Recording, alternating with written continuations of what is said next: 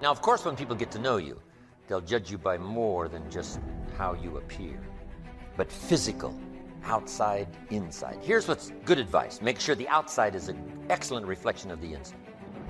Interesting phrase written. It says, God looks on the inside, people look on the outside. So you got to take care of both. The inside for God and the outside for people. What's the old phrase? You never have a second chance to make a first impression. So the outside appearance is also valuable as well as the inside figure of vitality. Somebody says, well, people shouldn't judge you by your appearance. Let me give you a clue. They do. Take care of both. Here's another one. I had to work on being late. For the people that are always late, what do they care? They're not there when you get there. Doesn't matter, but if you truly want to make progress, not alienate, right, in the marketplace, here's what's acceptable to everybody. Being on time. Only 5% of people have goals, so the key starting point with regard to clarity is to know where it is you're going and what it is you want to be and what it is you want to have and what it is you want to do. The second key with regard to clarity is decisiveness. Be decisive. I've never met a successful person who is indecisive. And I've never met a failure who is decisive. Be decisive. Develop the characteristic and quality of decisiveness. We know that the reason why we are indecisive is because we're afraid of making a mistake. But the terrible thing is that the way that we think becomes a habit, and the habit of indecisiveness can condemn us to failure. We can be talented and intelligent and ambitious, but if we cannot make the hard decisions in our life, and if we cannot make decisions readily, then what happens is we always have to work for people who do make decisions readily.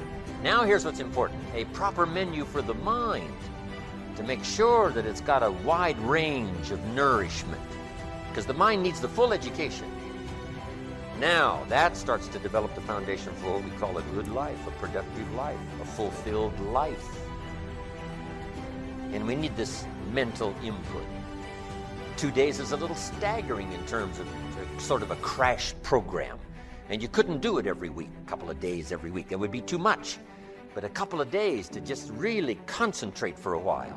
Hopefully I send you away from here tomorrow a little mind weary, right? Of taking all these notes and trying to get it all and trying to think about it while you take notes. I know it's an intense session of a couple of days, but I'm telling you, it's going to be so valuable for me to express it and for you to get it. Because then you just load up your wagon full of stuff here. Mental wagon to take it home and sort it out and decide what's valuable to try today, some that you're going to think about a little bit later, but now at least you've got it, you've got it, you've got it.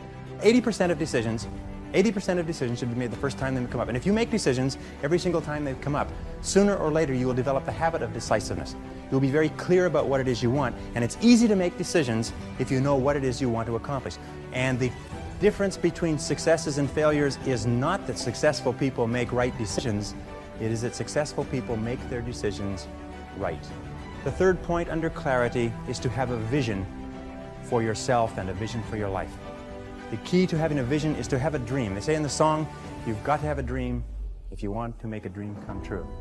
And you can fulfill your dreams. All the great movers and shakers throughout all of history have been dreamers. They've been people with dreams. They've been people with visions. All leaders have vision. In the Book of Solomon it says, where there is no vision, the people perish. And the metaphysical meaning of that is that where people lack vision, they perish inside because they lose the excitement and the thrill of life. 25 years old. Make enough mistakes. Don't worry. You fall, you stand up. You fall, you stand up. Enjoy it. 25 years old, enjoy the show. Enjoy the show.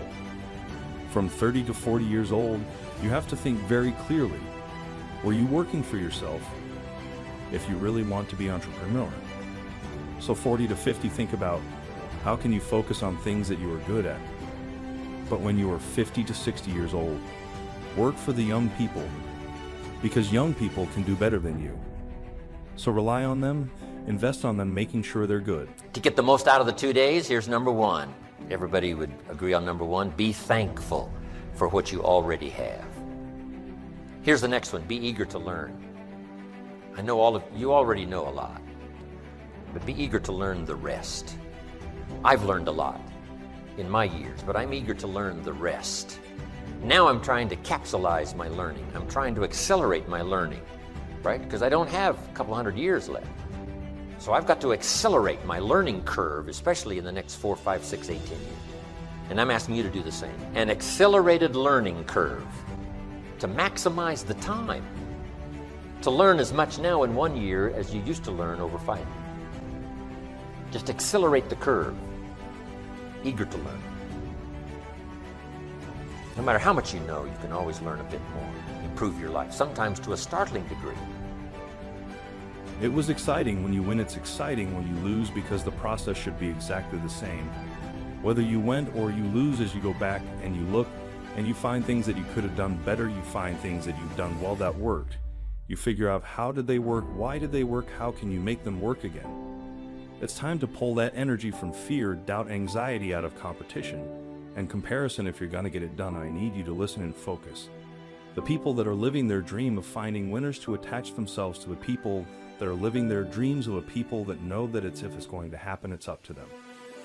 And they're resolving within themselves, it's not over until I win. Now, fear and courage tend to be habits. That if you are afraid and you give in to the fear and you back away, it becomes a habit to back away whenever you're afraid or unsure. If you're afraid and you force yourself to confront the fear, it becomes a habit to confront the fear whenever you find something that you're afraid of. And you'll find that most fears disappear when you confront them. Dare to go forward in your life. Dare to go forward in the direction of fulfilling your potential.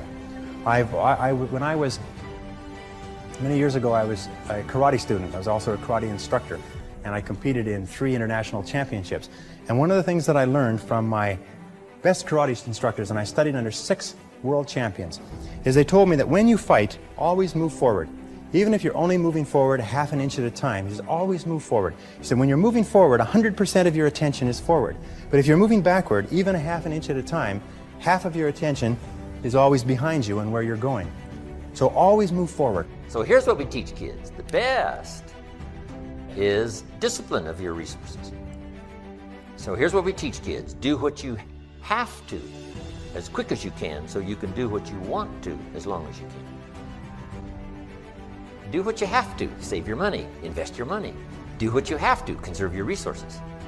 Exercise the discipline now, because then that later leads to many years of self-satisfaction. So that's what education is all about. To turn around what seems to be our best interest and say, no, now I understand that isn't what's best. You got a toothache. You got a cavity in your tooth. What seems to be best is just to neglect and say, oh well. But here's what's the problem with the cavity. It doesn't get better. So you got to go take care of it. And the dentist says what? You can take care of it now, it only costs this much. Later, it costs this much. So you can pay me now or pay me later. You say, hey, in my own best interest, what? Better to pay up front. Discipline is better up front.